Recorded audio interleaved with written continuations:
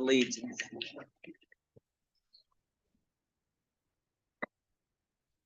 Allegiance to the flag of the United States of America and to the republic for which it stands, one nation, under God, indivisible, with liberty and justice for all.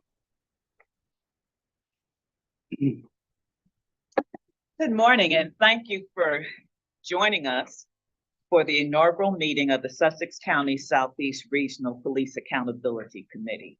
My name is Gail Marie Brown Driver, and I am currently the chair of this committee. I'd like to start with introductions, and if I could get introductions from all of the police chiefs, starting with Jason Lovins. I'm the chief of police for South Bethany. I've been employed there for the chief for going into my 5th year now. Good morning, everyone. I'm Ken McLaughlin, the chief of police in Ocean View. Lieutenant Cliff Dempsey. I'm here on behalf of Chief Constance Speak, who is unable to be here today from Dewey Beach Police. Good morning, everybody. Mike Morrissey, Chief of Police of Fenwick Island, and I've been there since September. I have introduced myself, but if the committee members would please introduce themselves. Start by Ian McCauley from South Bethany. Greg Flynn, South Bethany. Ethan McGee from Ocean View. Denny Pridgeon from Fenwick. Lauren Weaver, Ocean View resident and the Bethany Fenwick Area Chamber of Commerce. Thank you, and I thank you once again for all being here. We're going to have some brief remarks from Chris Kervick, who's the Director of Programming, the State of Delaware Criminal Justice Council. Thank you. Good morning. Thank you, Madam Chair, Chiefs, members of the committee. I appreciate the invitation to be with you today. It's rare when I get to drive 1 mile to work, which is a pleasure. That's the real pleasure of being here today. I'm usually in Wilmington or DC or Dover or other places. So I'm grateful for that. On behalf of the Executive Office of the Governor and my office, the Criminal Justice Council, I'm honored to be here this morning to see you launch what I believe is one of the first in our state, a Regional Police Accountability Commission. Last August, when Governor Carney signed 2 significant pieces of legislation into law pertaining to police transparency and accountability, House Bill 205 and House Bill 206, these 2 pieces of legislation are a continuance of the state's commitment to move into an era of enhanced transparency and accountability for law enforcement agencies in Delaware. I know Dr. Moriarty will discuss House Bill 206 in a few minutes and the creation of the Police Officer Standards and Training Commission. So I'd like to talk a little bit about House Bill 205 and what it's done for my office. Last year, when these bills were being considered in committee and later on the House floor, there was some concern by legislators and staff about the impact they would have on small departments and those especially in rural areas. And I can remember my response being to the legislators and staff saying they shouldn't worry about the small departments. It's the larger departments they need to worry about. It's been my experience in the past 27 years that the smaller agencies, more specifically the beach community departments, have been more nimble, more resourceful, and more amenable to change than the larger, more entrenched departments in our state. The fact that you've invited me here today to witness this launch of a Regional Police Accountability Committee is both prophetic and affirming. So when Governor Carney signed House Bill 205, it made a number of significant revisions to the Law Enforcement Officers' Bill of Rights in Title 11 of Delaware Code. Most notably, my office, the Criminal Justice Council, is now required to post and make public detailed narratives of internal investigations in any case involving use of force that results in a serious physical injury, the discharge of a firearm, a sustained finding of sexual assault or sexual harassment, a sustained finding of dishonesty, or a sustained finding of domestic violence. As of February of this year, that section of our website went live. It's public facing, and we have already posted narratives to that, at least one narrative to that site. House Bill 205 also requires the CJC to post annual reports from Delaware law enforcement agencies that disclose the following. 1, the number of public complaints and internal complaints related to police misconduct that the department receives each year, broken down by subject of the complaint. Number 2, the number of formal investigations undertaken by the department each year and the number of complaints resolved without a formal investigation. And finally, the number of formal investigations that result in a sustained finding of misconduct, an substantiated finding, or any other disposition. We're currently working with the Delaware Association of Chiefs of Police and the other law enforcement leaders to develop the content and format of that report and hope to have it completed sometime this summer.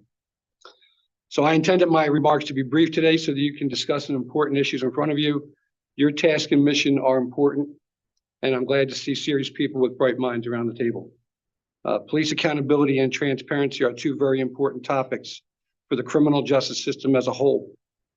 As a state, as a system, we've made progress on both fronts, but we still have a long way to go and more to accomplish, together with the community's help.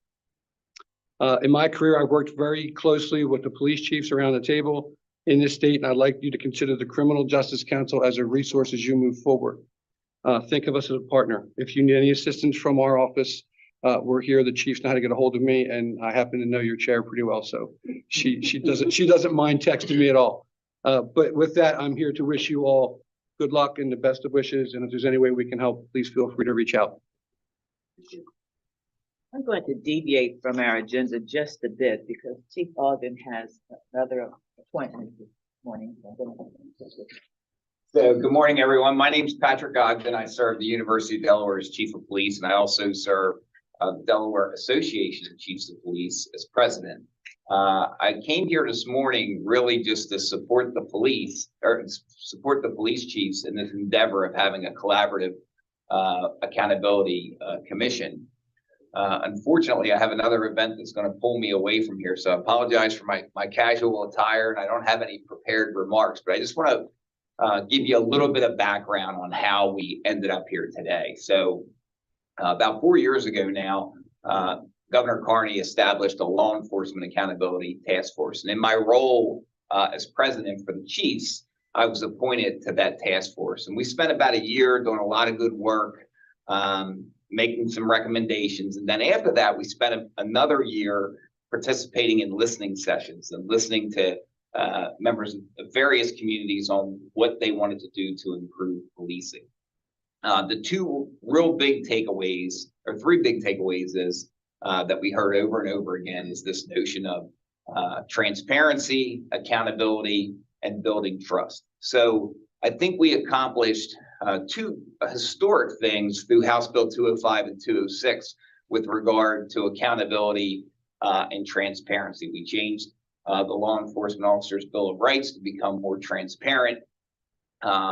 We also, through our Council on Police Training, which is now called Police Officer Standards and Training, we're requiring every agency in the state to become accredited.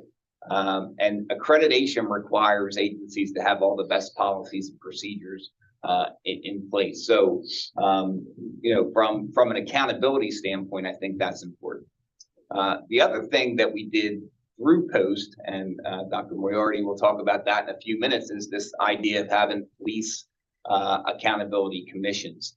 And the goal behind that is to have a informal process, or it's a formalized process, but we want it to be informal, where police agencies and members of the community that they serve can have can build relationships, to build trust, and have the ability to come in and have open dialogue. And that way, when there's things that are happening in a certain community that members of the community aren't happy about, they have this forum to you know, vent their frustration with the agency, and basically to have open dialogue. So this this forum that we're in today is not intended to be like a confrontational thing. It's all intended to be open dialogue and for us to build trust. And at the end of the day, when you talk about police accountability, it's all about improving our profession. And ultimately, at the end of the day, that's what we want to do. We want to be the best that we can so that we keep our community safe, you know. And I think every police department's mission, basically, it all says different things, but it's all about, you know, preventing crime, enhancing safety, and building trust. And you have some great law enforcement leaders here representing you this morning. So that's kind of the background of it. I'm sure Sean's going to go into some more details. And again, I apologize, I'm going to have to leave by 10:30, but I just wanted to be here this morning because I think it's great that we're doing this collaboratively. And I'll share with you, so, you know, I work at the university, and we kind of have a double-edged sword. the students feel very safe, and there's not a whole lot of controversial type things. So when we first started our Police Accountability Commission, we had a lot of interest. People showed up, and we told them about the department. And it was great. And then the next meeting, I had less people. And the next meeting, I had less people. And the next meeting, I had even less people. So tonight, I have a meeting scheduled, and I only have 7 confirmed people that are coming. So one of the reasons I wanted to be here this morning is, I want to kind of watch what you're doing here and use it as a model for me. I'm going to go back probably tomorrow and have a conversation with the chief of police in Newark and say, hey, why don't we do this together? As opposed to, me doing one and you doing one. We basically serve the same community. So but that's all I have, and I appreciate you having me. I appreciate seeing the former city manager from Newark here as well. Thank you, Chief. I see on the video that we have 2 members of this committee who have not identified themselves. So if we could start with Claudia Rogers. Hi, yes, I'm Claudia Rogers, and I live in Dewey Beach, Delaware. Thank you. And Ed Klima. Hi, Ed Klima from Dewey Beach also, and apologize, I'm traveling today, so I'll probably be have to cut out a little bit early. Thank you for joining us this morning. We're here because this is the Police Accountability Committee. Now, I have read the ordinance or the law that's been put into place, 206, over and over and over again. It's not that clear to me. So I brought someone who can give us a little more information about what the committee is supposed to do, why we're here. So I'd like to have Dr. Sean Moreland speak. Well, good morning. I will try to to answer that question. I'm very humbled to be invited here, especially looking at the roster and your credentials. I'm very humbled to be here among you here too. So, but I think the chief said it well, Chief Bond, and that is really what this is all about is the collective strength and the intellect and sharing that knowledge among everyone. This is a collaborative effort and it's a collaborative endeavor with law enforcement to build better bridges with the community, and for the vice versa, the community to have bridges with law enforcement. That's really what this is all about.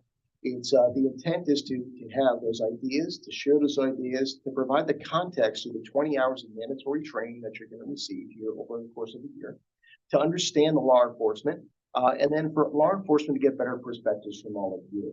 So it's a great transformational process, just as it is transactional. All right, that's what we hope that this is today. So to kind of set the tone, I'll just say once again, thank you. So when we put this out, so brand new, the Council on Police Training, the predecessor of the Police Officer Standards and Training Commission, had been under the auspices of the Delaware State Police since the 80s. Okay? And with that, I think really what happened back then was the fact that the state police had greater resources, and by virtue of being the director or the captain of training, that person also had the role of being the administrator for the council. So that has been the way, and working collaboratively. And one of the benefits of this particular state, other than being small, is the fact that there is great resource sharing, there's great information sharing and so forth. And everybody gets along pretty well, all right? And sometimes there might be a little bit of some issues here. My good friend in the back was saying maybe some turf issues from time to time with people, but that's very minimal in this state compared to others. So we're very grateful for that. And this is kind of that extension of that. So with the passage of the new law, HB 206, is the decoupling of, and really the abolishment of the Council on Police Training and the creation of the Police Officer Standards and Training Commission, along with merging with the Delaware Police Accreditation Commission, as Chief Ogden also talked about. That created a brand new division under Safety and Homeland Security under Secretary McQueen. So just like the state police is a division, for example, that has created a brand new division for Post/DPAC for our acronym for that. So for those that don't know me, so I literally just retired from the state police in my 30th year. And the day of my walkout, I started with this new position. So I'm very grateful to be in this new position and moving this forward too. So I think that the practicality, utility, and the vision of not only the larger post, but of this is going to have great implications for our entire state. And frankly, we're being looked at by other states as well, just as much as we're looking at other states to see what the model policies are supposed to look. So what is POST? And I'll try to be succinct.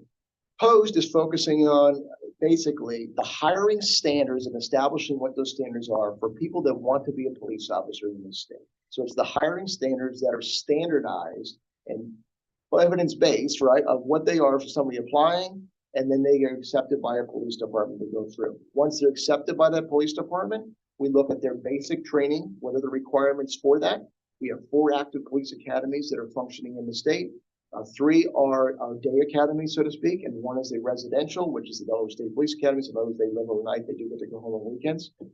But all 4 academies they do a great job of really training police officers in those endeavors for the initial academy training, and thereafter, every training that's required for them throughout their career, whether it be something that's mandated, for example, handcuffing and use of force, or we call it response to resistance, those kind of modalities of instruments and how that goes through. So looking at that across the genre, all kinds of things that function into that. Active shooter, for example, and alert, right? School shootings, God forbid we have one. But those events that we look through that are mandated, and those that also become elective training to require them for their in-service training for every police department across the state, in addition to firearms requalifications and things like that. And then there is elective training. So officers choose to go off and be trained themselves in greater, or agencies like Chief McLaughlin, very progressive here, for example, of sending his officers out to receive additional training. So that's all regulated under post, okay, throughout the entire career until they either resign, retire, or they're terminated. With that becomes the certification. You're certified as a police officer. That certification is owned by the state under the post, formerly COPT. Not the individual agencies. So with that being said, accountability and behaviors, which also Director Kerr talked about, is definitely under the post offices as well. We want to make sure that officers are doing the right thing. And when they're not doing the right thing, what are the mechanisms that kind of regulate those behaviors in a fair and equitable manner? That's also transparent, greater transparency now, especially with these 2 new bills to the community. On the other side of the house is the Delaware Police Accreditation Commission. So as again, Chief Ogden talked about there, part of the bill requires that within roughly 3.5 years from now, that every agency in Delaware must be accredited. That could be nationally accredited for the Commission of Law Enforcement Agencies, called CALEA, or it could be Delaware accredited. Now there are 11 agencies in the state that are nationally accredited. There are 31 agencies right now that are not either accredited in Delaware or nationally. What that means for practical purposes for me and in the commission is that we need to get 31 agencies state accredited within 3.5 years. So it is somewhat of a daunting task, especially when I tell you that I have been a force of 1, an old Chuck Norris movie, for the last few months now. Thankfully, I just added on, was able to bring in a deputy over accreditation, who's doing a wonderful job. And also knew an admin specialist just came on board, and there are 3 positions that just posted as of last night. So that's a deputy over the post side of it, and an investigator and analyst to do that. So it'll be a team of 6 eventually as we get moving on. So as we at least get started on where we're going with this. With that comes a lot of different things too, and I'd be happy to discuss. I don't want to take all your time, but curriculum development, the standardization, the instructor development, further getting into those nuances. So with the accreditation, we have 108 standards in Delaware that they need to meet. They're very good standards, but we're also painting the airplane in flight with those too. So we're looking at those standards, we're revising those standards, and we're working collaboratively with both commissions to see where we can go. That's another reason why these committees across the state are going to be so valuable. Now, both of those commissions talked about have members from the public on them, okay? And they bring in, some are appointed by the governor, some are brought in because of their positions in government or the positions in the world. So we try to have that diversified group.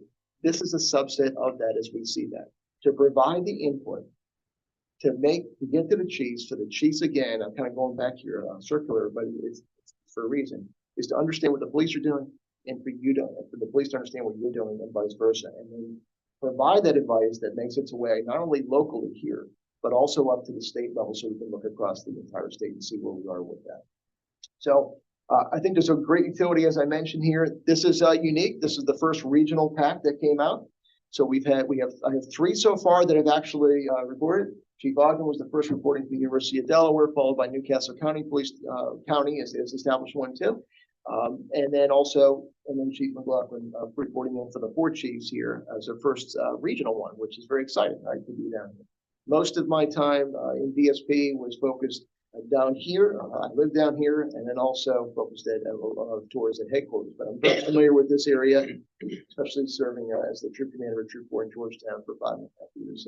So that being said, thank you very much for having me here. I'm happy to answer any questions that you may be, but just think of it as this. Your voice matters. Your opinions matter. And the people that you go back and tell these stories to and your training and experiences, and they also bring to you, we all want to hear that.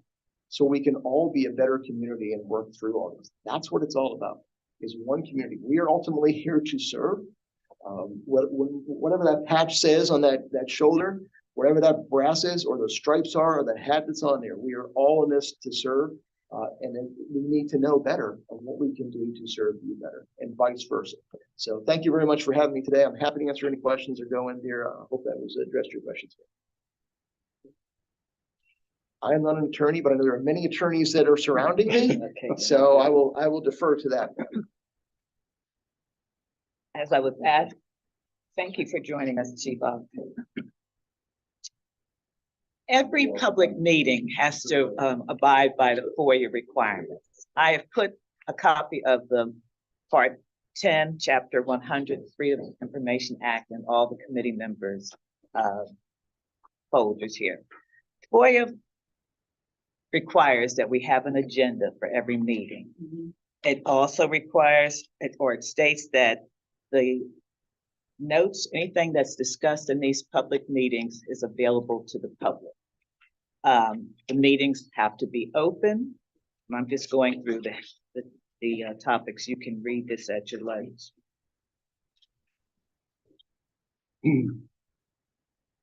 And let's see. We can have virtual meetings. They have to be reasonable, and we have to allow public an opportunity to express their concerns. So we have a podium here if anyone in the audience at the end would like to make comments. Is that just for this?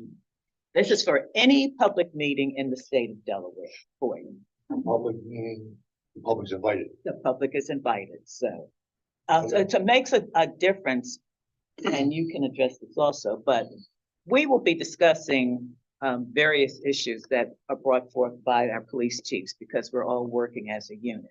There are some things that will be private that cannot be released to the public, and that is addressed in FOIA, because if I doubt that we'll be actually talking about personnel issues, but if that were the case, some of that cannot be disclosed to the public. So we would be abiding by FOIA's requirements when it comes to those type of issues. I know a lot of people have that concern. A lot of people on this committee and a lot of the officers have that concern. So that is addressed in FOIA.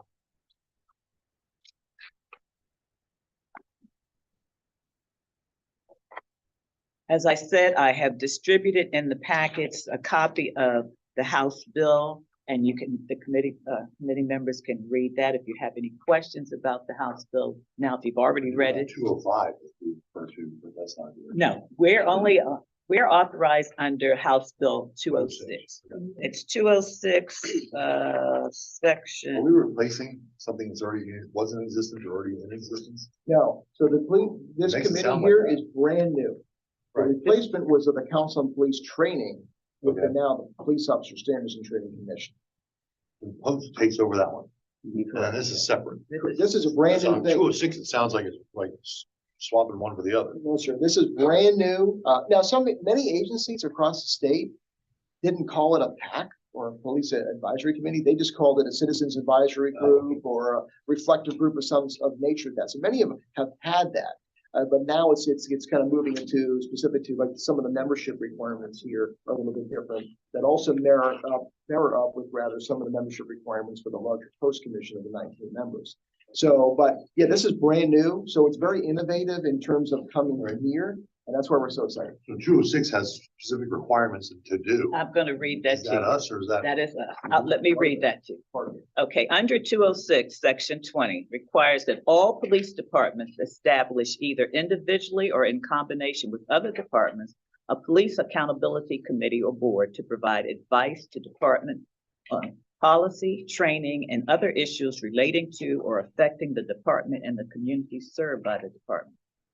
The requirement shall recommend that a police accountability committee or board must include in its membership a religious leader from the community, members of the community that have been impacted directly or are immediate family members of caregivers of those impacted by the juvenile or adult criminal justice system. Non-officer members shall be required within 1 year of appointment to complete 20 hours of community training with the departments overseen by the applicable board, which may include ride-alongs or a citizens police academy. Additional mandates for membership or structure may be included. Police accountability committees or boards are subject to the requirements of the Freedom of Information Act, Chapter 100, Title 29. Okay. I read a lot. That's why I have Dr. Shea. But that's basically how the committees came about. It was a addition to the bill, creating that accountability, transparency within the police department. We as a committee are here to assist our police officers or our chiefs in various issues. We're not going to tell them what to do, but we will give them advice.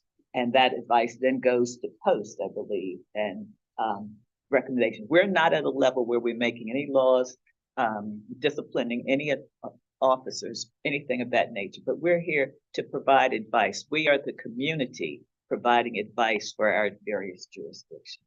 Because we're assisting post. Well, we are assisting our police chiefs. Okay. And they have to comply with post requirements. So we are assisting our police chiefs. Does it keep saying in 206 the council, which I guess is gone now, and then the commission? We're not the commission, we're advising the commission. We are a committee. Yeah, I'm sorry. Go ahead, no, please. You are the Police Accountability Committee for the South. South Regional. Sussex Regional. Yeah, so it's, that's where you're from, is here, right? You're not part of the post commission. Okay, cool. Yes, you're doing that. Perfect. So with that, there's a 20-hour requirement. That's also, as just mentioned, right? So with that, I'll kind of give some light into that one. The 20 hours of training that I talked about providing in that context, to me, that's going to be, even though time is definitely valuable for everyone, but I ask you to share that time to really have some fun as you learn about also what these officers go through every day. So that could be anything. And they're planning, and we've talked about this statewide, of things such as ride-alongs, coming to different events, training seminars, right? Events that are happening in terms of maybe a training course that other officers are going through. You could be a participant in that as well. They might be able to take you through a force simulator, for example, okay, like Chief Crappel and Seabird has assistants, right? So that might be something to do. Regionally, the collaboration that the four departments have come together, and I commend the chiefs for doing that, is that you share those resources together among all of you. So you might see something different in one department or another, and then that may be reflective of you giving advice to your respective chief on how that may work too. So it's, when we talk about collaboration and understanding, it's really is that too, is to what you get to know about us, and then what we can share with all of you. So, and vice versa. So have fun with that, right? I mean, really, the ride-alongs are just one part of that, but it's a great thing to see. Okay, what is it like to sit in the front seat of a patrol vehicle? And what does it mean from going from, let's say, a static, hey, I'm just here to patrol, and all of a sudden now we've got a crime in progress, and we have a medical alert that's in progress. Or maybe it's just writing a crime reporter, right? Or maybe it's just trying to understand to stay awake because it's 2 o'clock in the morning. So those things that tie that to understand again what that is. And I know I'm speaking to a larger audience that has a lot of that background too. But again, it's kind of, it's putting yourself into those seats. And then also, because the officers are there and they're serving, we want to understand what you're thinking and what you're feeling too. And ask the questions, right? Ask the questions. Why is this being done? How do I feel about these things? Because that drives further dialogue, in my opinion, about how we can make progressive change and innovation as we move forward. That's what this is all about.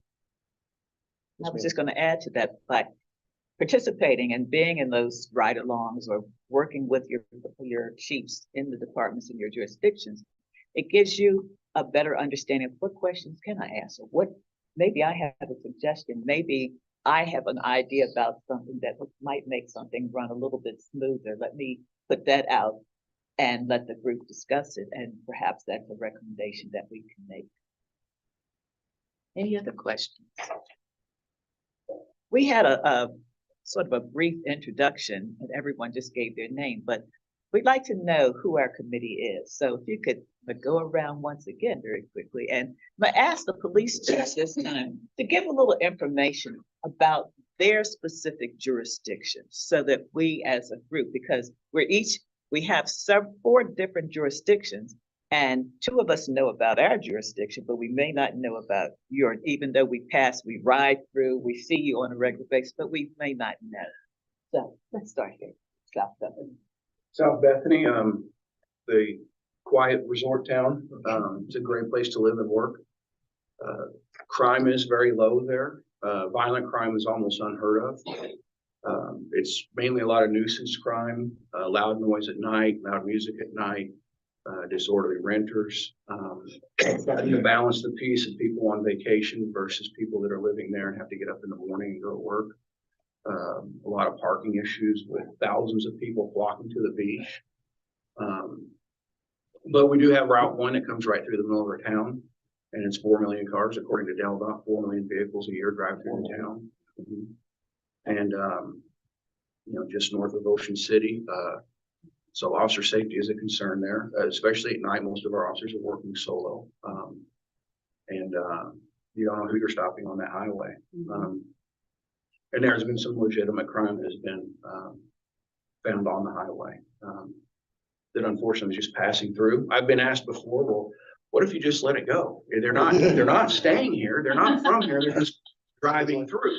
But one of our biggest concerns is we have 8 crosswalks that go through town to the beach, and the speed limit is 35 miles an hour, and we commonly get people in the 70s. And pedestrians are the concern.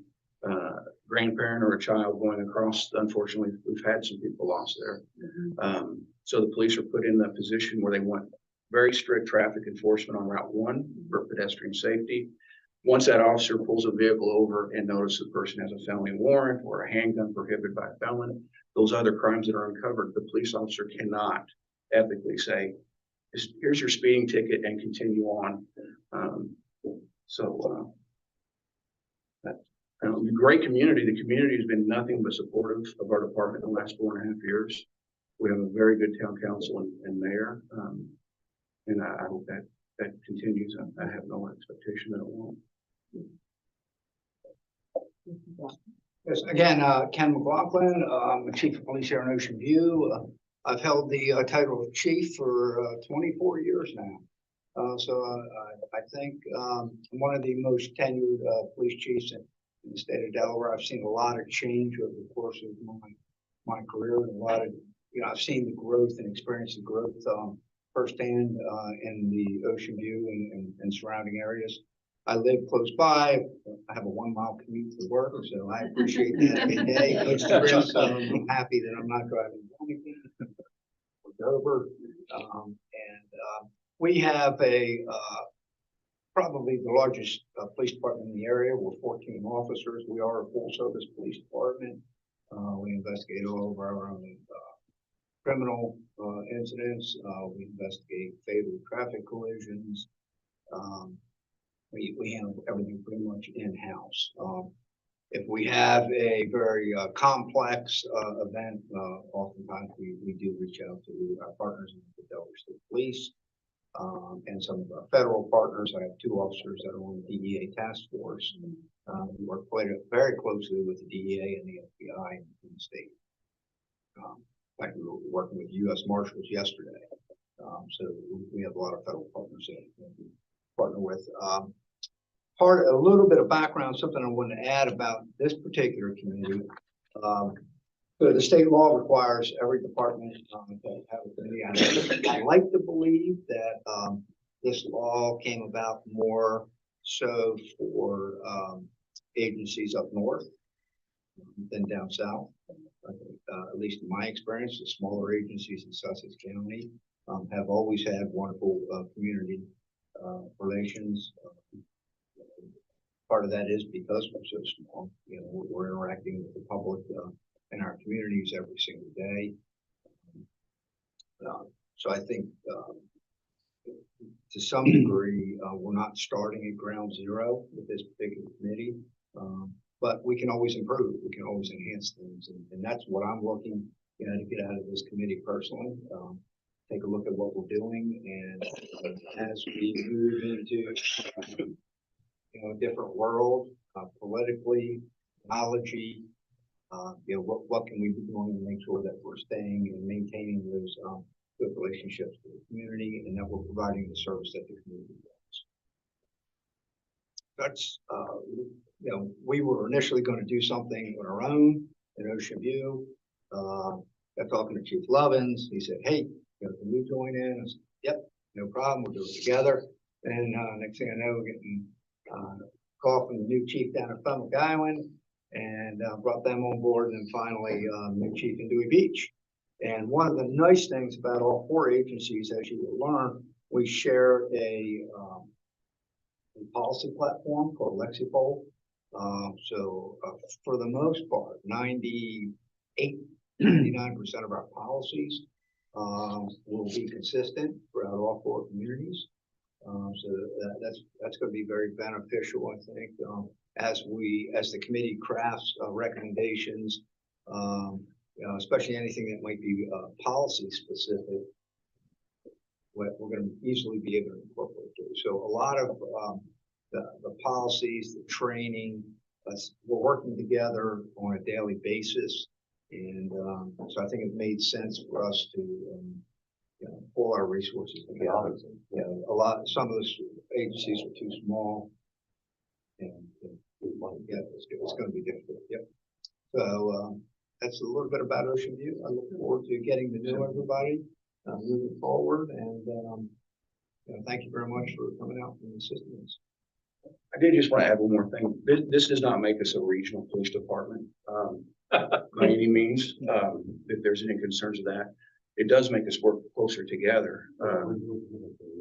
Where it would just be one police department that covers multiple towns and jurisdictions.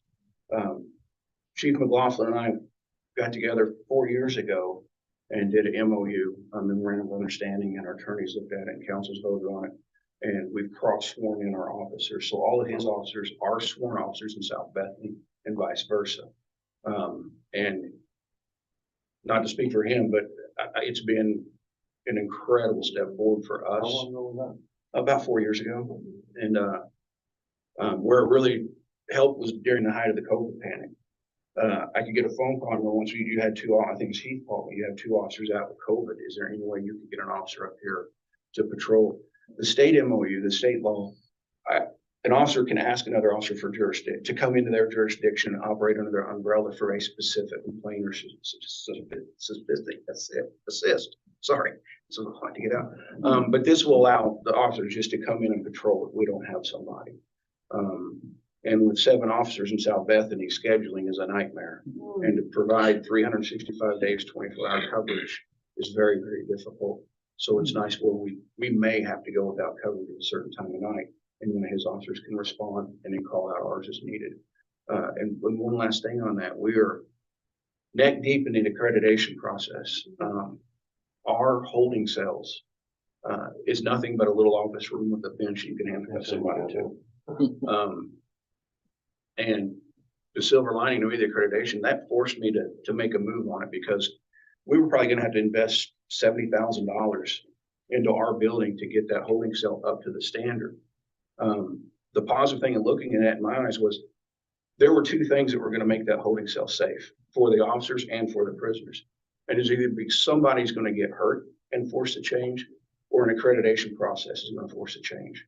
And instead of trying to get $80,000 out of the town council, I was able to work with him, and our policy is now we do not take prisoners to our building. We drive 2 miles over and use their holding facility, which I'd recommend a tour, their holding facility here. If you look at what we did have compared to what is here, it is much safer and much more economic for the entire community. So sorry to get long-winded. Question there. Well, good morning, everybody. My name's Mike Morrissey. I'm the Chief of Police in Fenwick Island, Delaware. I've held the position for about 8 months now, since September. And a little bit of background on me. Prior to coming to Fenwick, I was with the Amtrak Police Department for 14 years, working in Philadelphia, Wilmington. I was the head of the field office in Washington, D.C., which covered Washington and Baltimore. Prior to the Amtrak Police, I spent 21 years with the Wilmington Police Department as an officer and a supervisor. And I love the job so much, I keep going from department to department. One of the things I'd like to say is I've probably had the unique opportunity to work all over the country in policing. And I would just like to assure everybody here that the police officers in Delaware are probably some of the best trained, most professional police officers I've dealt with in the country. And like I said, through my experience with Amtrak, I've had interactions with officers from New York to Los Angeles, and I always keep coming back to Delaware saying we are absolutely the best. What's very unique about our state is the standardization, and that comes from the leadership from the state and the state police, that all our reports are the same. Most of our procedures are the same. Our training is pretty much the same. So I can assure everybody in this room that you have some of the most professional police officers in the country working here in Delaware, and that's a credit to, like I said, every police leader, in the state. A little bit about me.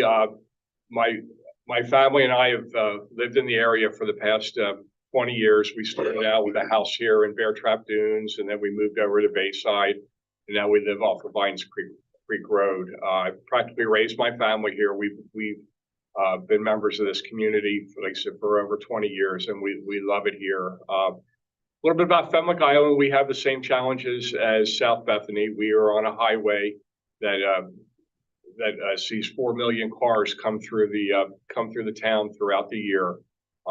We are getting into our summer season, and our main focus right now is crosswalk safety, pedestrian safety. We are can have concerns about petty crime, but we are concerned about getting you right now from the Bayside to the ocean side, so you can enjoy some of the finest beaches I think in the country. And this will be my first season, so I'm looking forward to the challenges. But thankfully, I'm full staff. We provide 24-hour, 7-day-a-week coverage. We've arranged schedules for our officers that we are providing the most coverage when people are crossing the highways, getting to enjoy our beaches and our businesses and our restaurants. So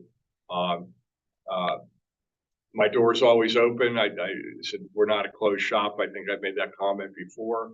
If you have any questions, concerns, or problems, please reach out to me. I'll be glad to talk to you. Chief Morrissey, how many officers do you have in your staff? 7.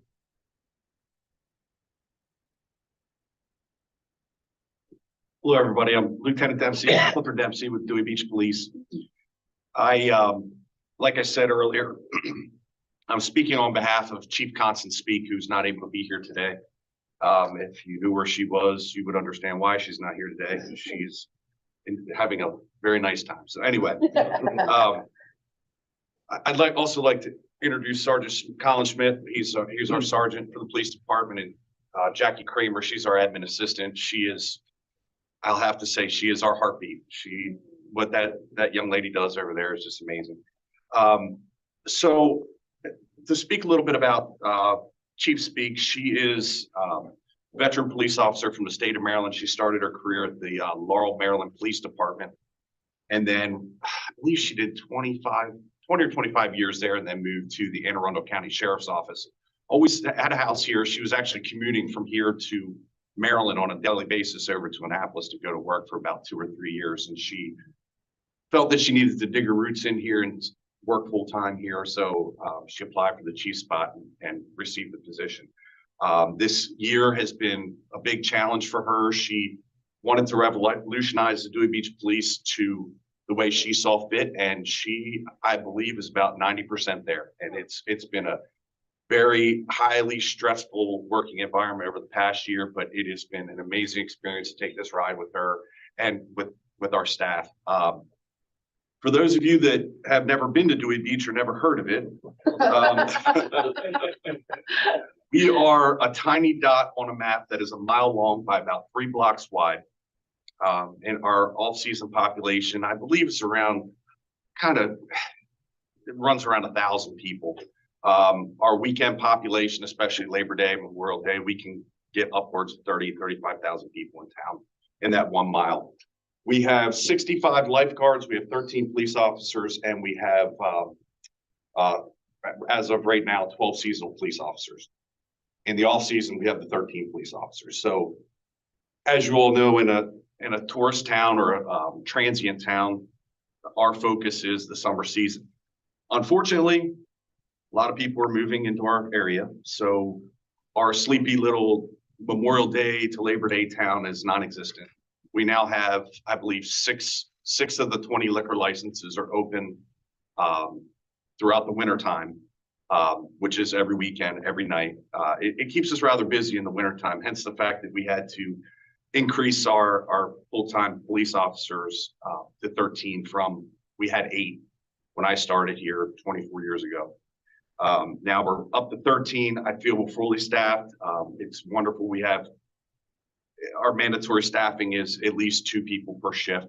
Once we get to that 13, we have 1 more to hire. We're going to make that happen. Our community is very unique. Unlike Ocean View, you do have a lot of transient population here, but our community changes week by week. So next week we will have a completely different group of people that are now ours. They are now our community. And it changes every week, every week, every week. And it's amazing to see the relationships that we can build with these weekly visitors to come to Dewey Beach for 1 week. They come there for 1 week, and I see these people every single year. They always reach out to me on the highway, became friendly. We become friendly. All of our officers are highly engaged in our community. If you've ever driven through Dewey Beach at about 10 o'clock at night on a Friday or Saturday night in the summer, everywhere you look, you're going to see a police officer. With that comes a lot of challenges. I mean, we have rolling crime scenes. We have crime scenes that go back over the bridge every day. And, you know, it's a very hard, it's a challenging type of law enforcement when you work in our communities, because you never know if that person lives here or if they're going to be gone in 5 minutes. So we've learned to deal with it. Our crime clearance rates, I believe, are really good in Dewey Beach. And we work very, very closely with these departments here, but Rehoboth especially. I mean, they are our backbone. Rehoboth Beach Police Chief Banks, he provides so much assistance to us. I mean, it is like having a big brother or big sister next door. I can't express my thanks for our department for what he does. And then us working together like this. This isn't the only time we work together. Chief McLaughlin, Chief Lovins, Chief Morrissey. I mean, his officers last year, I think, worked 6 or 7 weekends up with us. Chief McLaughlin, I don't know how many weekends you guys came up. Chief Lovins sends his officers up to help us, because 13 police officers sometimes isn't enough in a town that has 35,000 people. So we really appreciate the support.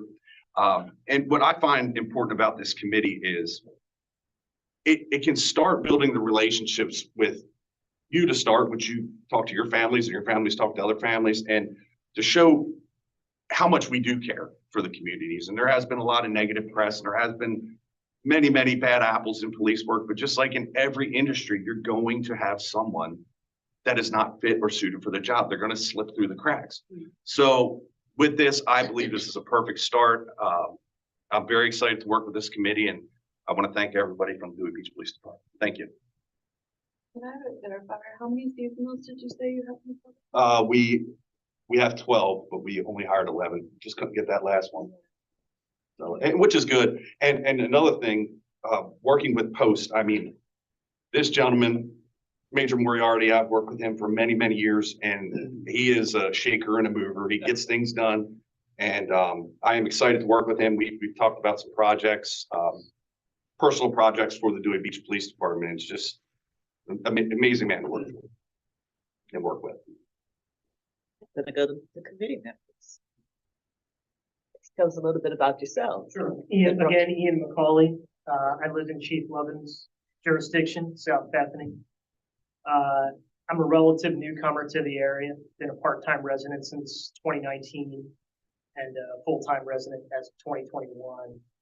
Everybody who's spoken so far has obviously talked about the growth of this area. But even being here for the last 5 years, I've noticed it, which brings with it its own challenges. I'm an attorney based out of Wilmington. I don't have to go up there every day, but you have to go up there. Once a week for me. Yeah. It's largely corporate litigation. So that's me. I don't have nearly as much. Greg Flynn, live in South Bethany, I fish every day. Came down here to retire back 12 years ago, I guess. Finding information on fishing. So I started a little website for fishing. It's now got 3.5 million people on it. It's called Great Anglers. It's an app like Instagram for fishing. And I do tech software development consulting. Sold public couple companies in the past, and came down here to slow down. And then joined I'll tell you why I joined this. We had issues in our town years ago, and I want to get my 2 cents in. Ethan McGee, from here in Ocean View. I'm the pastor of the Ocean View Church of Christ, and I've lived here about 7 years with my family. Lived in Delaware for 20 years of my life, but 7 here in Ocean View, and love it. Love the community. You know, really, Chief asked me to do this. Took me a while to figure about, think about it. We're all busy, a lot of things to do, but ultimately I said yes because Chief and the police department has just been a huge help for even us as a church. Any community event we have, they're there, they're part of it. So if we can give back, if I can give back in any way, I want to help. I want to be a part of that, and I have a passion for helping our community be the best it can be. And so hopefully we can do that together. Denny Pridgeon, full-time, Delaware resident all my life, and full-time resident, raised a family in Fenwick Collins since '78. Retired from the Delaware State Fire Marshal's office. And I was asked by the mayor to sit on this committee and the chief as well. I think it's a good thing to see how things are operating from a different perspective. Maybe make things safer for everyone on the street. Something that we would see, or as a public person, that's not really in the training. That's it for me. Right. Well, my name is Lauren Weaver, and I have been living down here permanently since 2013. I am a former Center City, Philadelphia high school teacher for 7 years. And then when I moved down here, I started working with the Bethany Fenwick Area Chamber of Commerce. I've been the director since 2017. Chief is amazing, and again, why I'm here as well, invited me out from special events to, from Cops and Goblins to the bike tour that we have this weekend. I'm going to apologize ahead of time for all the cyclists on the roadway. Please don't tag me on Ocean View locals. Very well aware that they're all out there, but the communication and the camaraderie and the showing up for this community, walking into Chief's office with concerns or making the phone calls to all the on-duty officers. I think I have all of them saved on speed dial in my phone. Driving through South Bethany from Fenwick every day to Ocean View, and 2 officers out there last night at 9:15 along Route 1. So, I'm here. I have the privilege of serving 10 towns in this little southeastern community. Can see the changing dynamics between each of the jurisdictions, and some of the complications, some of the challenges, coffee with Chief Morrissey and kind of talk through how to make everybody play nice in the sandbox between residents and visitors.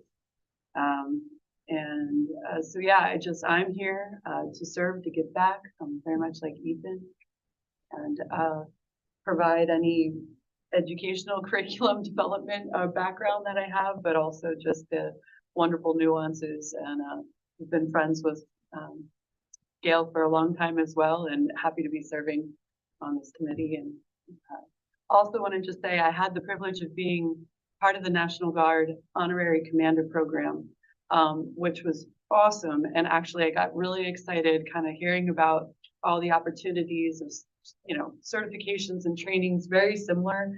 I feel like the setup, being able to do some of the night training and shooting and be in the C-130 and all that kind of stuff was an awesome experience. If you get a chance, I know they're always looking for people to kind of see what our National Guard is. So happy to share how that program operates too, because it was a ball just to kind of see how everyone, all the different levels of what you do and what you give back. So understand the seasonality and just really grateful to be here and be included. So thank you.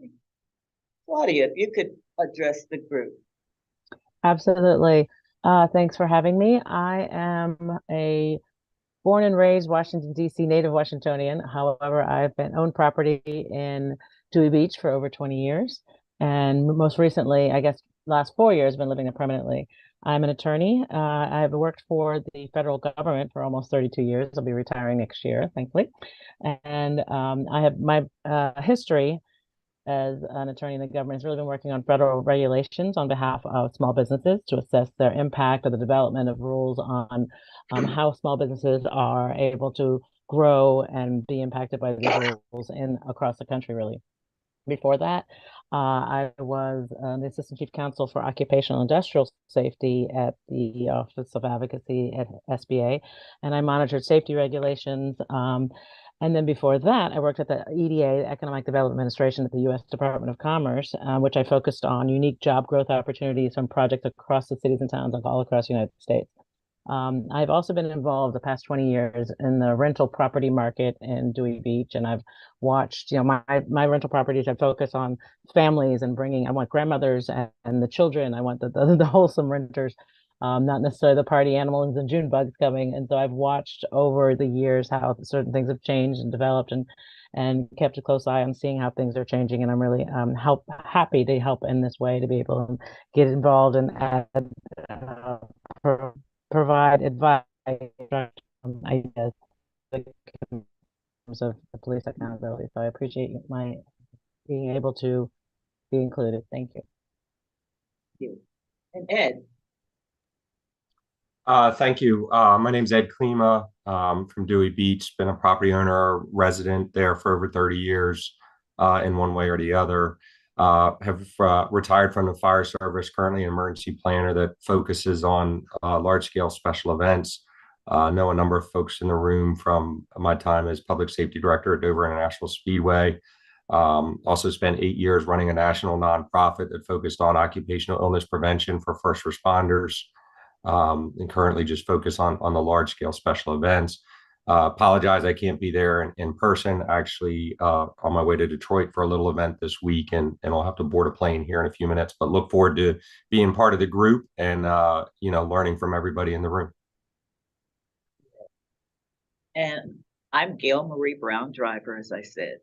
I'd like to clear the record first because there was something printed about me in the paper, and this is a committee about transparency. I have never been a judge. I have never held myself out as a judge. I am not a judge, but I am an attorney. Thanks, Your Honor. That's rolling on that. That's rolling. But I am an attorney. I have been in the criminal justice system for my entire career. I started out as a public defender in Montgomery County, Maryland. Then I became a state's attorney, so I was prosecuting. I stayed in that position for about 10 years, and then I moved to the Office of Disciplinary Counsel for the, Washington, D.C. As a disciplinary counsel, I prosecuted attorneys who were members of the District of Columbia Bar. I know that Ethan is, I'm sorry, not Ethan, but Ian is quite quite familiar with that. So I prosecuted attorneys for violating the rules of professional conduct, investigated complaints that are sent in by citizens. I retired. I've been a resident or a property owner in Ocean View since 2002. I've been here full time after the pandemic. I chose to come here, so I've been here full time since 2020. I've been a resident of Delaware since 2018, so I changed my residency. In my retirement, I needed something to do. Neighbor advised me to contact Chief McLaughlin, so I've been a volunteer at the police department here. Also, a friend who is now the bar counsel for the state of Maryland needed some assistance, and so now I'm back at prosecuting attorneys who are members of the of the Maryland bar. So I've been prosecuting and been involved in law enforcement for quite some time. As a prosecutor, a criminal prosecutor, my assignment was actually in a police station. I worked out of the 4th District in Maryland, so I was what's called a community prosecutor. So this concept of working with police, giving advice on various issues that relate to the community and to law enforcement has just sort of been my go-to my entire career. Prosecuting in the police station? I was a- Magistrate in Virginia? I was, no, as a community prosecutor, you're working out of the police station. You're still prosecuting crimes, but you're there to assist the police with maybe search and seizure issues or various issues that might come up. And so you give them advice. Unfortunately, I'm not a member of the Delaware bar, so I can't give advice here, but I can have a conversation. So I can have a conversation, and I'm often called upon to have conversations with the officers here, and so I enjoy that. But that's who I am. So I'm very glad to see so many diverse members on our committee, and I know that we're going to be working very closely and hopefully provide a lot of assistance to the officers that are here. One thing that we have to talk about is training. Now, there's a requirement that we have training, 20 hours of training within our first year. Citizens Academy has been suggested. There's also ride-alongs. If our chiefs have any other suggestions about ways that we can do our 20 hours of training, I'm certain the committee would be very interested in learning about that so that we can make a decision on how we're going to be trained to meet the requirements of this. Yeah, one recommendation that I have, we're getting ready to go into the summer season. We have one department that has seasonal officers, and the dynamics in Dewey Beach are different, very different than Fenway, South Bethany, and Ocean View. And I think we would be remiss not to sometime this summer, spending some time in Dewey Beach, say on a Saturday evening, to see what happens. I can tell you, as somebody that's gone up there and assisted the Dewey Beach Police and worked a late night shift. I know just the last time we were up there, I can't, it's a different world, and it's something that most people don't get to experience. And it's, there's some really difficult situations that not only the full-time officers, but seasonal police officers with they're very young people and with minimal training that are making some complex decisions and some very in some cases it could be, but and it's just wonderful to see them and how they perform, because that's the next generation of officers. And I would highly recommend that we consider some type of working with Chief Speak and Lieutenant Dempsey to visit Dewey Beach at least once this summer, interact with the seasonal police officers to get a better understanding of what that program's all about. So that's just one recommendation I would. I would like to extend the invitation as well. We have started our seasonal police academy. We can't go full time with it until May because a lot of These employees are college students, so until they get done their college, we run them through, we do online training through what is a system called Police One, give them 20, 30 hours of training before they even walk in the door. Then we start slowly on the weekends. We do 2 Saturdays in April, which we've already started. We're starting our next Saturday. That'll be our last day in April that we're training. And then come the middle of May, we're going to run about 7 to 8 days of them straight through. And that's going to be all the hands-on stuff that they'll take with them. I'm giving you an open invitation. Anyone on this committee that wants to come and observe the seasonal training program, it's wonderful. Seasonals are a necessary evil. Sometimes it's a challenge because you're not dealing with a fully certified police officer, but in a town like Dewey Beach, we need them. We need them. They carry a lot of the burden, a lot of the workload. I mean, our officers, if 2 of our officers are tied up on, say, a felony arrest or some sort of investigation is going to take time, it's these seasonals that are holding the burden for us. So it's a wonderful thing to see. But yes, anytime I would suggest if you do come and ride with the Dewey Beach Police, come at nighttime and you really see what happens. It's a different dynamic.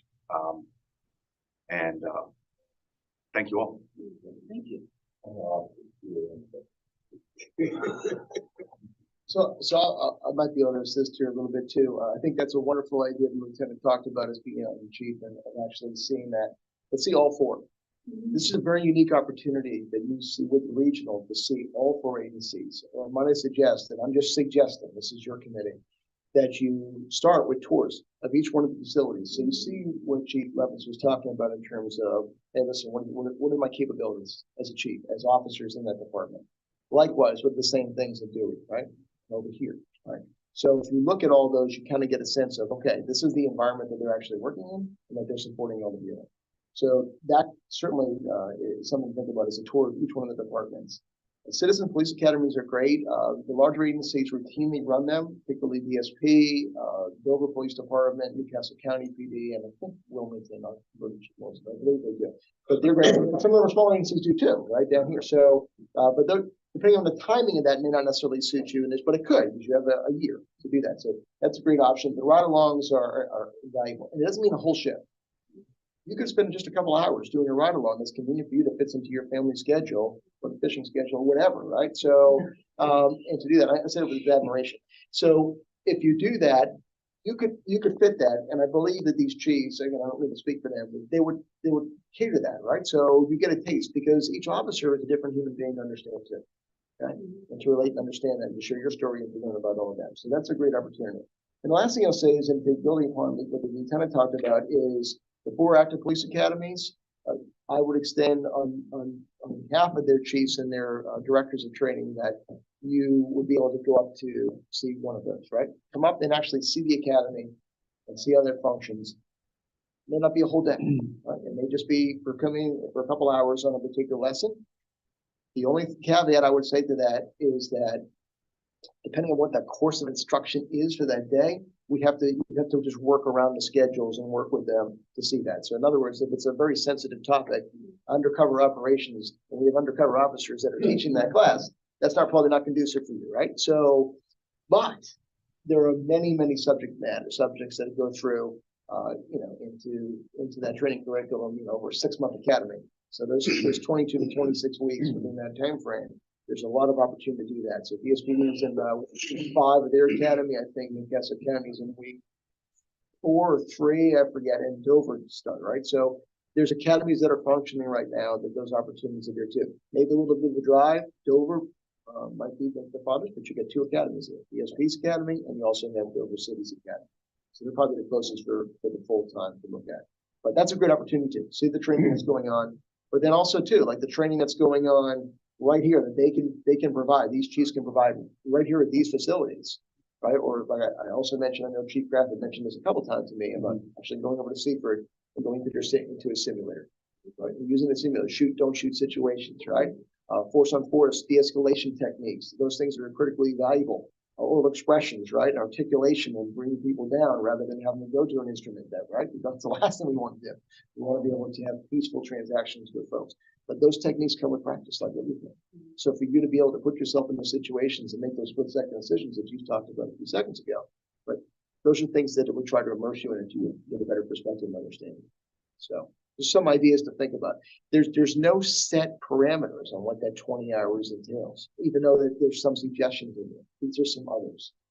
Right, so this one. The 20 hours of training they have to receive within the year period, how is that going to be memorialized? Is the chairwoman, are you going to keep a record of each person and they can report to you? Respective of their time, if you can do a tour Wednesday, instead of the whole group coming at one time, respectful for everybody's time. If you have some free time on a Sunday and you want to do a ride along, or you have time on a Wednesday and you want to come and do a tour, you want to see, well, how do you secure your evidence? How are your report writings done? What is the disciplinary process? That everyone doesn't have to come together at the same time and have conflicts of schedules. So as they piecemeal the 20 hours in, how is that documented and memorialized to show that, yeah, we've got the time? So it's up to you, whether through your chair, or whether it's the chief, somehow you get that. I just asked that I need that report. I would just need that report to come back to post so that we can make sure that you're in compliance with that. And as you were talking, Chief, two more things just came into my little tiny brain here. Accreditation. So we're actually going out and working with all this, particularly the smaller agencies right now that I mentioned about an hour ago, right? In terms of going through files and procedures and so forth with that, for that accreditation, you're welcome to come in and see that. Okay? If you want to see, hey, what does that really mean to do accreditation, right? And what does it mean to go through files and look at standards and proofs of, is this agency doing this? So for example, the cell, right? There's criteria there. Are there cell checks that are 30 minutes? Are there fire suppression systems, right? Are there monitoring equipment going on? What's the desk officer need to be responsible for doing, right? What about the tightness of the handcuffs, right? Things that are there. What about a medical situation? You know what to do when those happens. Those are all standards and then fall into policies and those proofs that need to be articulated through some type of demonstrable instrument. For example, a report that was written, right? Or a video copy. And those things go into each one of those folders that into those standards. You're welcome to come in and see that process if you would like. And the way that would happen is would just be a request to come up through me, through the chiefs, and I can work with you on that too to see what we can do. And again, that might be a group setting. I think it's a great point, or it could be individuals as you go through that too. I will also extend the opportunity to you if you would like to attend the post-commission meetings. You know, four meetings a year. Ideally, you should also have 4 meetings a year. So here, please. But 4 meetings a year that we do, and those are, you're welcome to come. I include a virtual link too. So if you're not able to come in person, it's in Dover, but you could certainly, we prefer you come in person. So I think there's a lot more to interpersonal communication, actually being in front of somebody and seeing somebody necessarily through a video format, but technology is great and it does provide that platform too. That's something else you could kind of see how this committee falls into the larger commission statewide too. So I'll offer that up to you too. Thank you very much. Thank you. Anyone else with any suggestions or anything that you'd like to? I have something to say. Madam Chair, is there a digital document of the accreditation that we'd be able to receive? Like the standards for accreditation?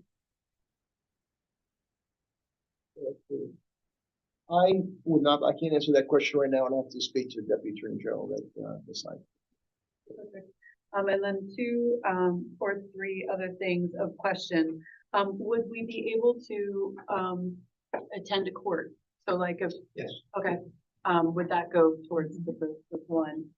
If there's any activities in the schools that the police are offering or being held, classroom engagement, their programs, I don't know if that exists anymore, dating myself, but and then I think special events. I really want to be there for the running of the bulls.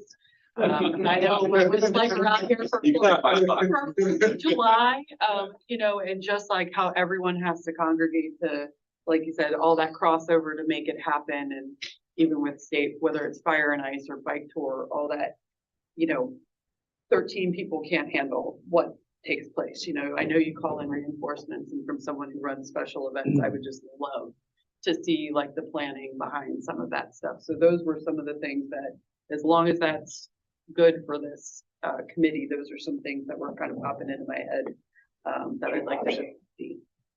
Yeah, Lauren, I had, cannot do anything this afternoon, about 2:30, we're doing a bicycle rodeo Okay. at Lord Baltimore Elementary School. You Oh, know, apropos. it's a program that our school resource officer provides, but, you know, as far as the school, I think, we have a problem getting permission from Principal Webb, for us to, check out what the SRO does. We also, there's one of the big topics, that, law enforcement struggles with, nationwide, and I think, some of the issues that led up to our legislators in Delaware, you know, crafting House Bill 206 and deal specifically with use of force. So I think we put on a program a couple times. We call it Officer for a Day, and it's just a day that we spend the first part of the day going over use of force laws that are applicable in the state of Delaware. Then we take a look at all the different force devices that the officers carry: pepper spray, tasers, canine, firearms, our less lethal impact munitions, and the like.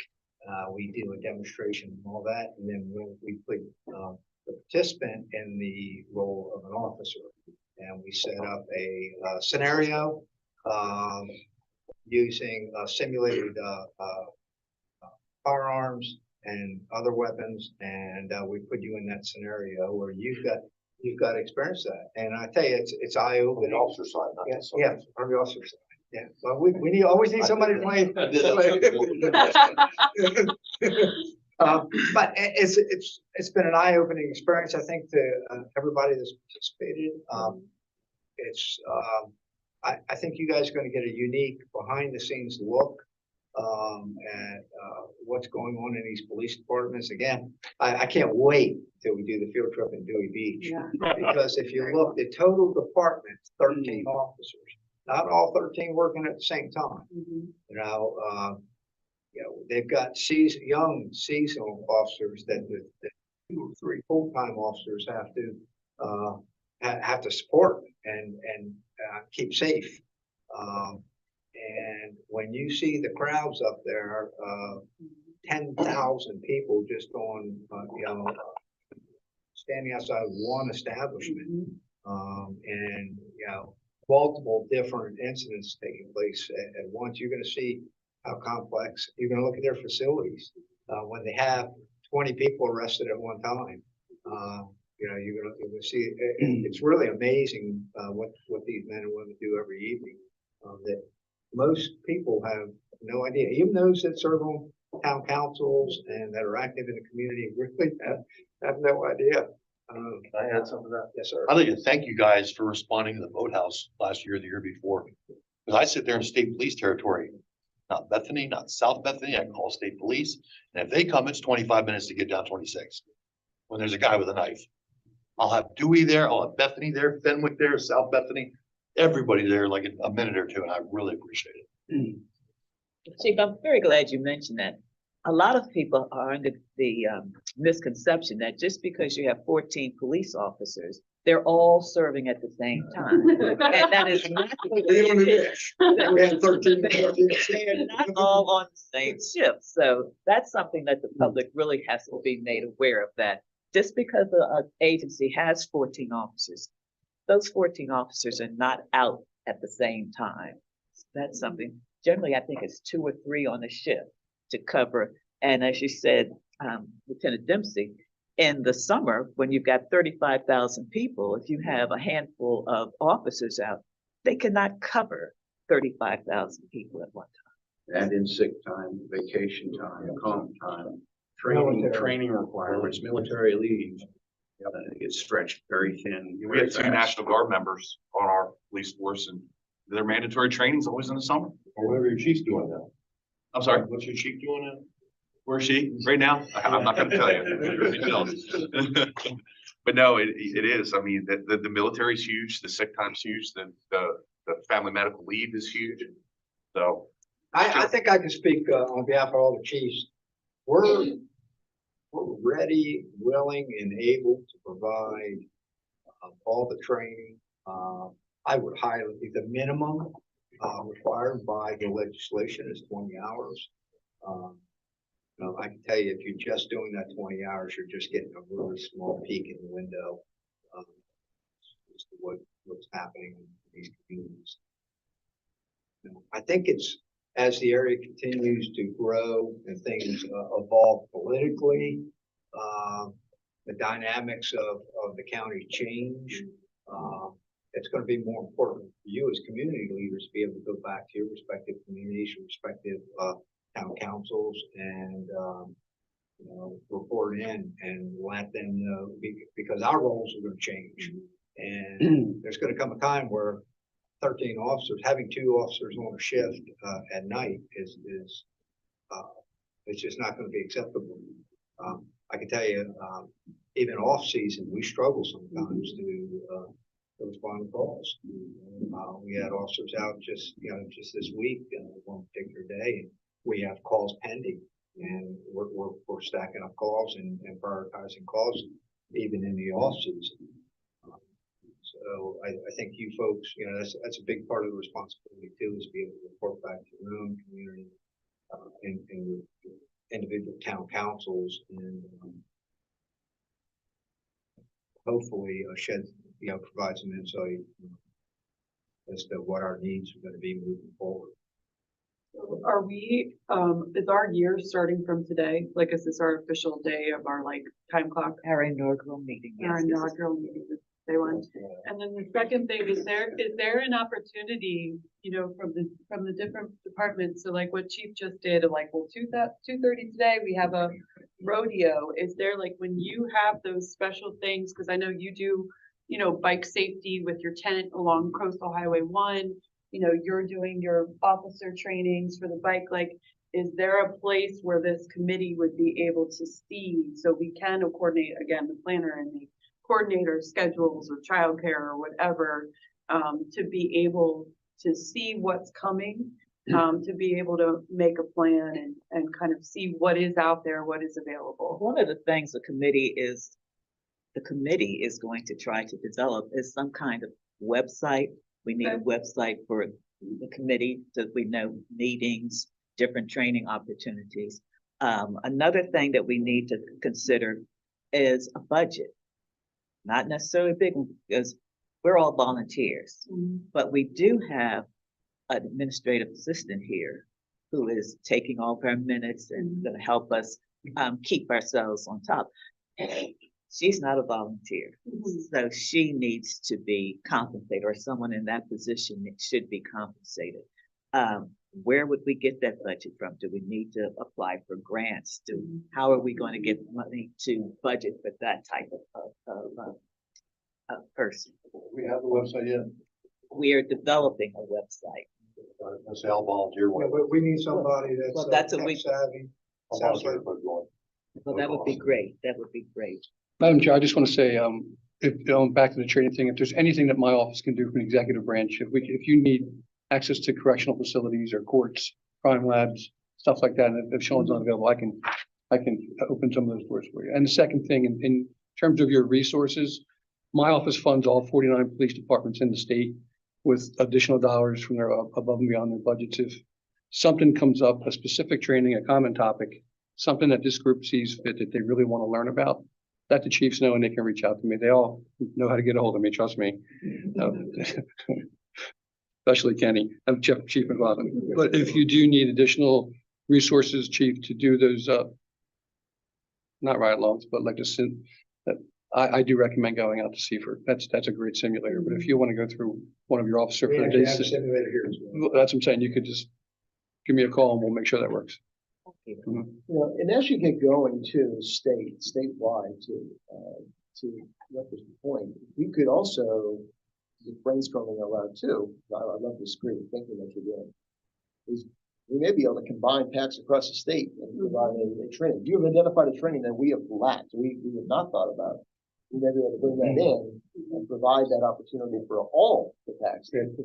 Like you're saying, if you have people a place where we could sign up for something, But I'll bet you some things are easier for the state to give us access to as a group once than 30, 40 people individually. Or ride-along is probably one-on-one, but Well, you could even do a group text and something like that too, to get you started, in addition to the website and those platforms, so you have at least that they can share.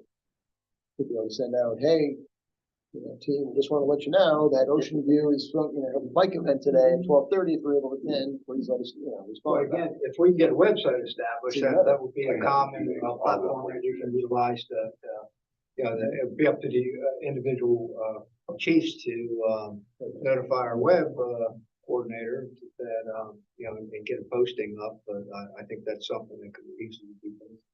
Our website is also gonna have to include our minutes. That's part of the appointment. but I can make it, it'll come with an admin section, so anybody can post the stuff to it. We can assign, and someone should get compensated for it. But I'll have it up in 48 hours for you. Hey, well, we've been remiss in not Having, introduce yourself. introducing Donna. I'm Donna Schwartz. The Donna is the town clerk for the town of Ocean View. Our town manager, Carol Houck, who's back here today, is kind enough to loan her to the committee for the day. And if she agrees to stay on, obviously we need somebody to make sure. Donna's the master at making sure that we're doing everything correct as far as public notice, meetings, and the FOIA issues, and minutes and agendas. So it would make sense. And I'd have to believe that costs are going to be minimal. And I think that between the four departments that we should be able to manage any kind of cost. Something special pops up, we've got Chris on speed dial. He usually answers how much. Ken never calls and asks me how you're doing. It's usually, I need.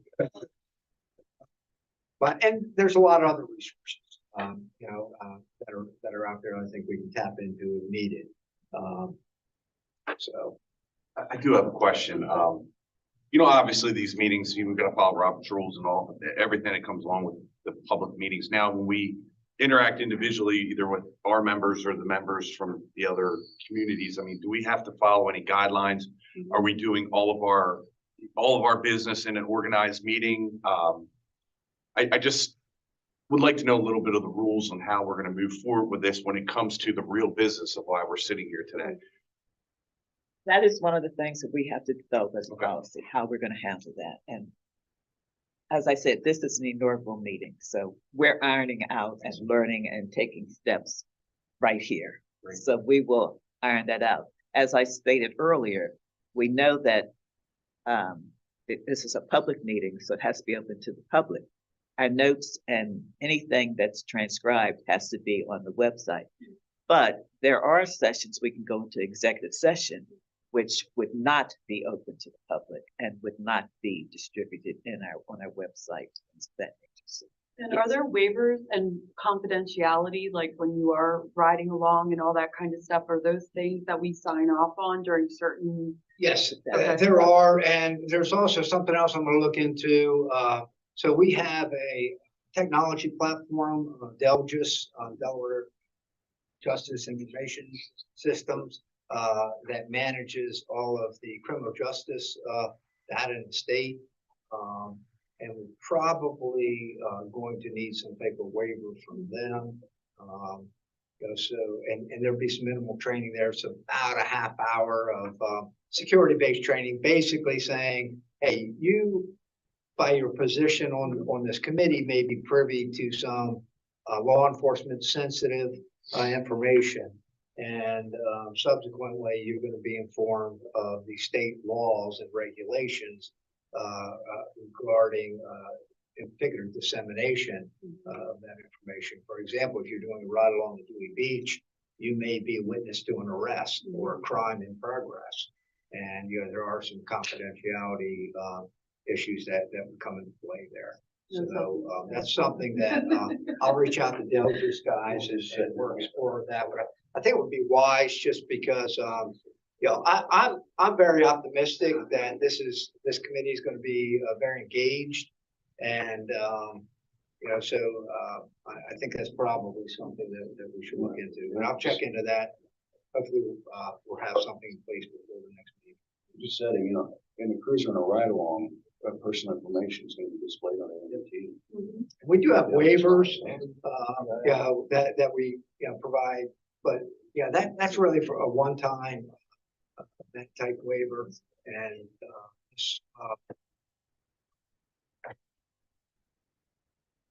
program through Dell just would provide something that will be kind of ongoing, you know, and it's not just a one-time. Lieutenant Dempsey, getting back to your question, if you're just talking one-on-one with your representative, that doesn't Yeah. need to be recorded. Yeah, I was just wondering, Yeah, like, but in this- ongoing business, it probably should occur in a setting like this, I would imagine. Okay, thanks. I have nothing further. Is there any other comments that the committee members would like to make? Nice meeting you. It's very nice. Now, Thank you for your willingness to serve. Permitted from the public. I'm getting ready to open it up for public comment. That's my next. We're now opening for public comment. If you'd like to come forward to the podium. My name is Bob Harrington, and I'm old. I'm so old that I remember when Ocean View had a population of 360, and we had one police officer who worked 20 hours as the cop and 20 hours as a maintenance man. And I have seen some bumps and ruffles along the way. But I want to just say today how proud and pleased and excited I am as a resident and down in the roots of the grassroots. I'm about as low of a pecking order as they come. I'm just so proud that you chiefs are working together and that this committee is working together, because turf wars are never good, but when cooperation and community pull together, it's an excellent, excellent thing. And I want to thank each of you individually for serving in each capacity that you are doing. So that's all I wanted to say. I just wanted to thank everybody. Thank you for your comments. Yes, sir. Please come forward. Good morning. My name is Harold Stafford, and I am the board president of the Health Initiative, and also I serve as the Government Relations Director for the Health Initiative, nonprofit company headquartered in Dover, but we work statewide. I echo Mr. Harrington's comments. I want to thank you all for the work that you're doing, especially all the chiefs and the staff, and commend you for bringing this group together. And we know that as a result of the work that you do, our community is going to be safer. We had the opportunity of working with police chiefs from Laurel to out of the majority of the state, all the way up to Newcastle and the city of Wilmington. We've not worked with the chiefs in Fenwick and Dewey Beach and Bethany, but we look forward to being able to do some work with you, especially during the summer. But we've had the opportunity, and thank you, Chief McLaughlin, for inviting Charlie, who's executive director of our company, and me to be here. It certainly is an honor and a pleasure to be part of this inaugural meeting of your PAC. And just to give you a 5-minute or less overview of what we do, our company is headquartered in Dover, as I said, but we are basically a company that has gotten very involved with trying to help the communities of Delaware safer. We've worked in some of the high crime, low income, marginalized communities, doing something that started out to be a very simple process, but it's become a very impactful process. We go into underserved, low income communities where there's high crime, and we have an LED light bulb that we started out with. And I know you're probably saying, you know, let's get this guy out of here. What does he think a light bulb is going to do? Well, we went into these communities, started out in Dover, and we went into some of the high crime areas of Dover, converting incandescent lights on the front and back of houses and installing instead an LED light. If you didn't have a fixture, we would put a solar power light in the area, mainly in the back where a lot of the crime occurs. As a result of that work, we've been to almost 18,000 houses in Delaware, installing those lights in those communities. And we did a study of the impact of our work. Just took a snapshot of one town, went into Milford, working with their police chief. And we did a study of the impact of pre and post of having lights installed in certain prime areas of Milford. We did a report to the Attorney General, and we were able to show in that report that we had a cumulative reduction, helped to reduce crime in those communities by, I think it's 12% in parts 1 to 5. And we were fortunate enough to get some ARPA funds, American Rescue Plan Act funds, from the governor's office. Prior to that, we had funding from what's called agency, the Interjust Delaware, if you're not familiar with them. But funding was terminated by Interjust Delaware. We now have ARPA funds from the governor. And in addition to going and putting in lights, we now have funds to work with police chiefs to install license plate readers and cameras. I think we got 4 license plate readers installed in review. Yes, sir. And we're certainly looking forward to trying to continue to work with the police chiefs and law enforcement throughout the state to make our community safer. So thank you for the opportunity to make that 5 minutes pitch or less. And we look forward to working with you in some capacity to help continue to make our community safer. Thank you. Thank you very much. Thank you.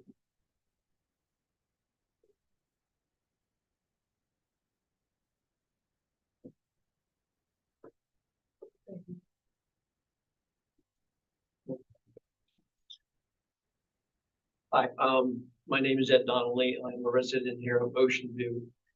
And first, I'd like to commend everybody, especially the committee, being volunteers. And since I know this committee has a lot to do with policy and procedures, I'm actually speaking for 2 groups today. The first one is to let them know, or let everybody know, that there is a group called the Community Emergency Response Team. And basically train on preparing for emergencies and assisting our communities, our police departments, our counties. And we look forward to having anything available to assist with your situations and the chiefs. But with that said, also, we do have some active volunteer groups with the local police departments.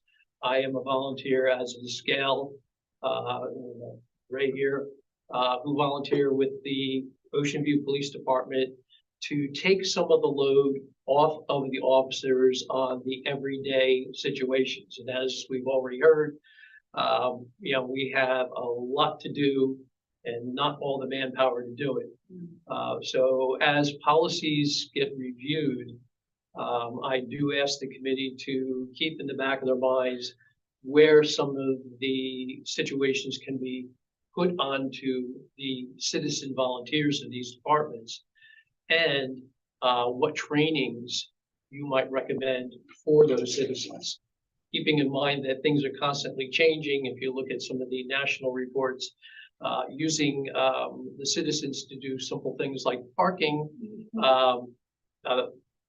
violations or whatever it may be. At one time, I would say that would probably be quite an easy thing for a volunteer citizen to do. Nowadays, with some of the things that are going on, I don't think I'd want to put one out there without a flak jacket and everything else going on there. But I do commend the committee, and I wish you the best of luck, and hope that we will see great things coming from this. Thank you. There was a hand on our screen, and I think Gail, Russ indicated that we did have an online There was an online question, but I don't see.